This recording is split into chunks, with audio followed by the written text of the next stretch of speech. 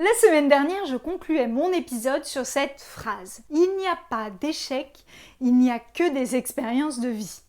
J'ai voulu aller plus loin cette semaine en développant cette idée. Depuis que j'ai arrêté mon entreprise d'architecture, il y a presque 10 ans, je n'ai pas cessé d'expérimenter.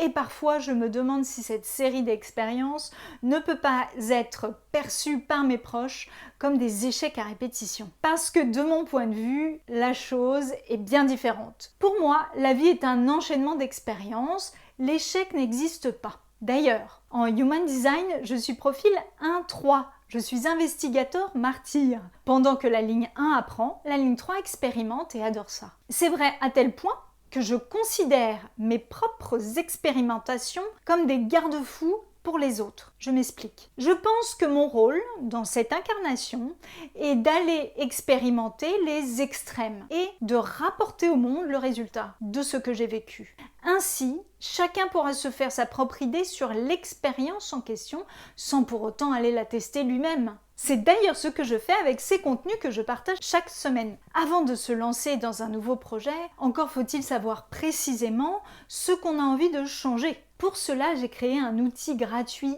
en ligne que tu trouveras sur florencealfano.com/roue. Il t'aide à voir où tu en es dans ta vie et qui tu n'as pas encore osé être. Parce qu'on est nombreux arrivés à 40 ou 50 ans à sentir qu'il est temps de se poser cette question: qu'est-ce que je n'ai pas encore osé devenir ? Et si ce qui nous retient n'était pas un manque d'idées qui nous empêche d'avancer, mais la peur de nous planter ? Pourquoi sommes-nous si nombreux à avoir peur de l'échec ? La constante macabre, le système qui fabrique l'échec.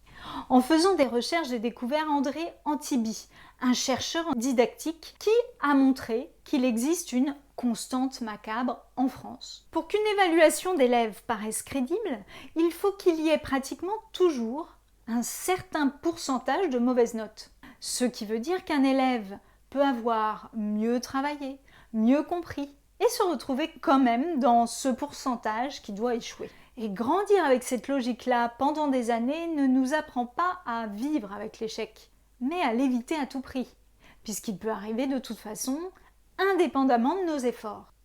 En creusant ce sujet de l'instruction, j'ai découvert qu'il y avait des lieux qui mettaient en avant ce que l'élève avait réussi. Un professeur de l'école Steiner m'a raconté qu'il allait chercher, même s'il n'y avait qu'une infime parcelle de beauté dans la production de l'enfant, et il allait lui montrer ce qu'il est capable de produire de beau et de bon.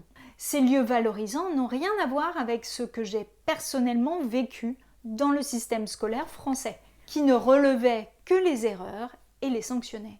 À qui la faute ? Philippe Laurent, coach en entreprise, explique que cette manière de repérer d'abord ce qui ne va pas s'installe très tôt, dans la façon même dont les copies sont corrigées à l'école.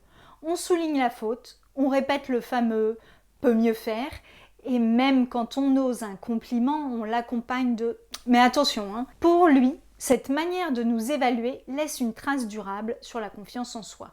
Et le manque de confiance en soi reste selon lui le plus grand frein à l'entrepreneuriat. Donc à tout ce qui ressemble à se lancer ou à tenter quelque chose de nouveau. C'est ce réflexe-là qui, à l'âge adulte, reste un « pourquoi tenter une nouvelle expérience si, même en faisant les choses bien, je peux échouer ?» Finalement, ce qu'on apprend à force de répétition, c'est qu'un échec est comme une petite mort, une petite humiliation ordinaire, et donc un inconfort qu'on pourrait éviter en ne prenant aucun risque au final. Cette vision n'est pas une fatalité.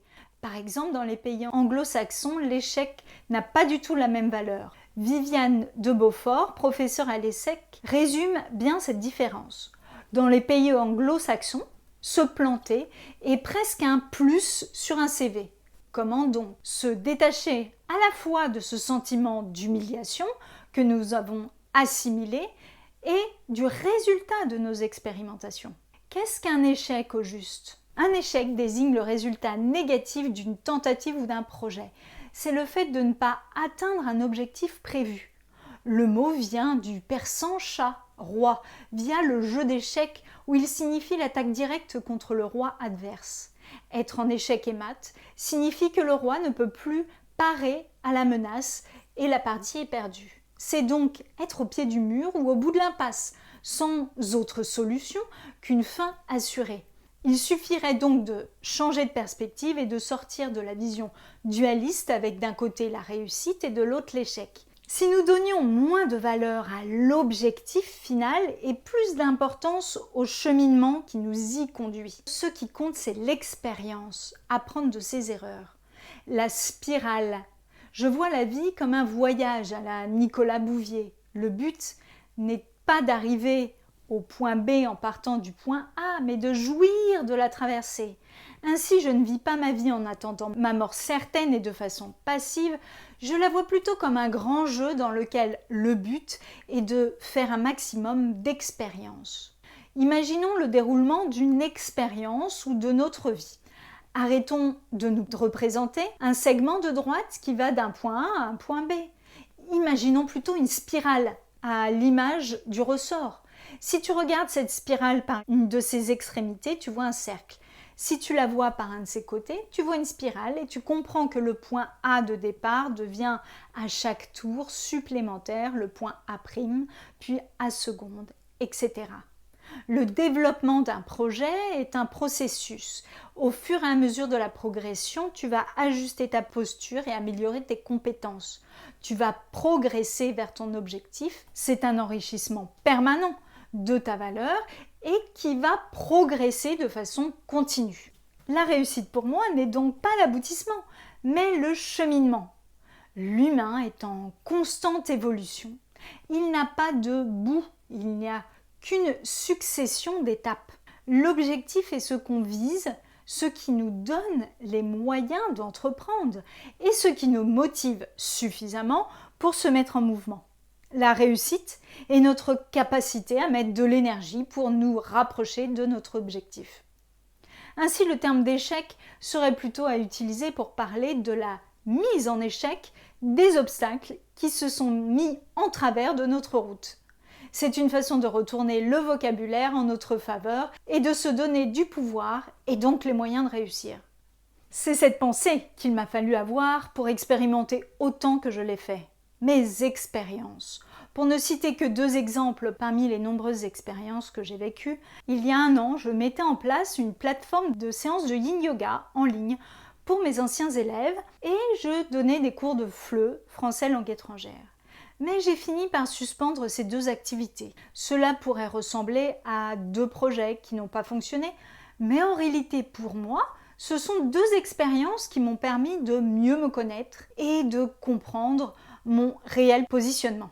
Et elles sont toujours là au cas où j'en ai besoin. Ces 2 activités répondaient aux besoins que j'ai et ce que j'aime le plus faire, c'est-à-dire accompagner les personnes à être bien dans leur tête, leur corps, leur cœur, leur esprit et à développer leur autonomie. Simplement, elles ne me permettaient pas d'explorer de nouveaux domaines comme j'ai besoin de le faire, ce qui avait comme conséquence d'alimenter chez moi un manque d'autosatisfaction.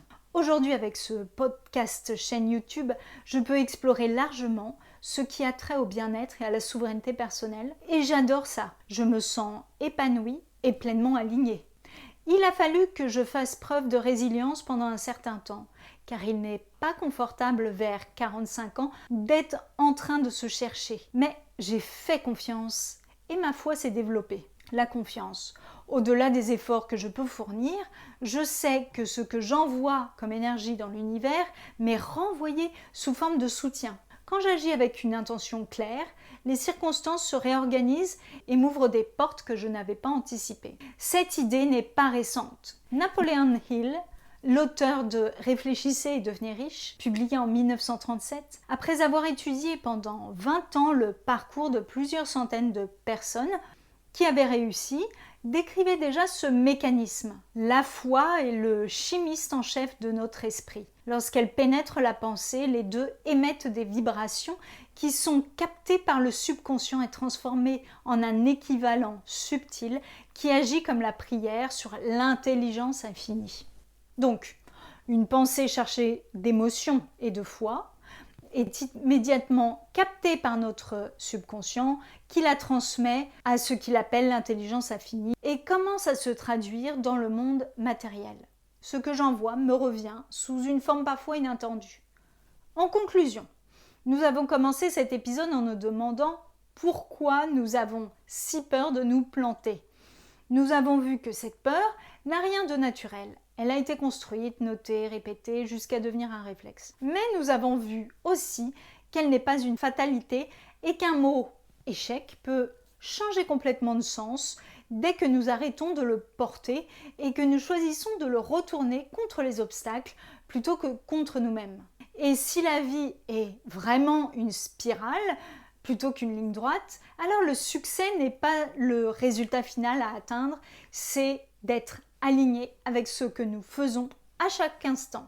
Une fois que nous avons fait notre part, il reste une dernière chose à apprendre, faire confiance à ce qui se met en place ensuite.